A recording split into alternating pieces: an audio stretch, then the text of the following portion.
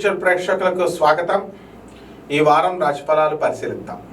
ఓం హ్రీంకారాసన గర్భితా నలసికాం సౌహక్లీం కళాభిప్రతీం సౌవర్ణాంబరధార్ణీం వరసుధా ధౌతాం త్రినేత్రోజ్వలాం వందే పుస్తకపాశమంకుశధరాం స్రగ్భూషితాముజ్వలాం త్వాం గౌరీం త్రిపురాం పరాత్ప్రగళాం శ్రీచక్ర సంచారిణీం. ఓం శ్రీ దుర్గామల్లేశ్వరాభ్యాం నమః. దశమహావిద్యా అధిష్టాన దేవతాభ్యో నమః. తారాదేవ్యై నమః. మహాకాళ్యై నమః. చిన్నమస్థాయై నమః. ఓం త్రిపురభైరవ్యై నమః. ఓం బగళాముఖ్యై నమః.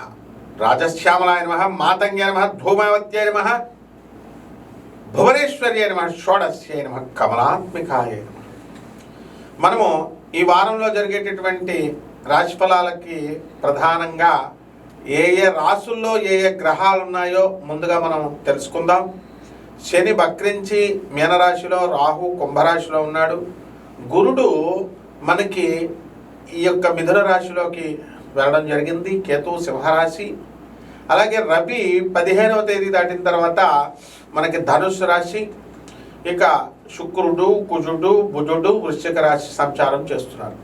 దీన్ని బట్టి మనము ద్వాదశ రాశుల వారికి ఒక్కొక్కళ్ళకి ఏ ఏ రాశి వారికి ఎలా జరుగుతుందో మనం ఈ వీడియోలో చూద్దాం.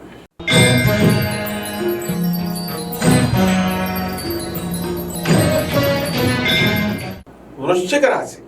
ఈ వృశ్చిక రాశి వారికి అందరికీ కూడా అర్ధాష్టమ రాహు, పంచమ శని ఈ యొక్క గ్రహాలు మనకు జరుగుతున్నాయి.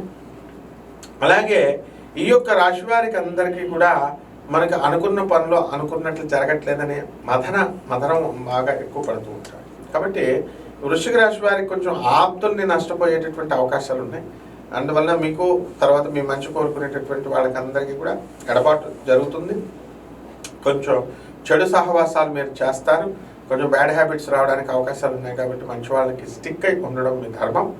అదేవిధంగా ఈ యొక్క అష్టమ గురుగ్రహ ప్రభావం వలన మీకు ఈ యొక్క సంపద అనేటటువంటిది చాలా అధికంగా సాధించాలని కోరుకుంటారు. వ్యాపారాలన్నీ కూడా బ్రహ్మాండంగా చేస్తారు. అయితే అప్పులు బాగా వస్తాయి. ఇక కిరాణా వ్యాపారాలు, బట్టల వ్యాపారాలు, ఈ యొక్క ఈ డిపార్ట్మెంటల్ స్టోర్స్ ఇలాంటివన్నీ కూడా మంచిగా పికప్ అవడానికి అవకాశాలు అధికంగా ఉన్నాయి.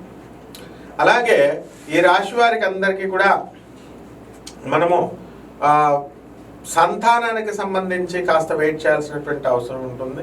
సంతానము మరి ఈ యొక్క అనారోగ్యంగా కొంచెం అల్పంగా ఉన్నటువంటి సంతానం కలగడానికి అవకాశాలు ఉంటాయి. కాబట్టి పరిహారాల దగ్గరికి వచ్చేసరికి మీరు శని జపం చేసుకోవాలి, శని స్తోత్రాలు చదవాలి. శనికి కిలోంపావు నల్ల నువ్వుల్ని, నల్లని వస్త్రాలు ఇచ్చి పేద బ్రాహ్మణుడికి శనివారం నాడు ఉదయం 8 గంటలకి దానం చేసుకోవాలి. అలాగే దశమహావిద్యల్లో ఒకటైనటువంటి మహాకాళి అమ్మవారి యొక్క హోమాన్ని మీ ఇళ్లలో జరిపించుకోవడం ద్వారా బ్రహ్మాండంగా ఉంటుంది. అలాగే రావి చెట్టు చుట్టూ ప్రదక్షిణాలు చేసుకోవడం బ్రహ్మాండంగా శుభమస్తుంది.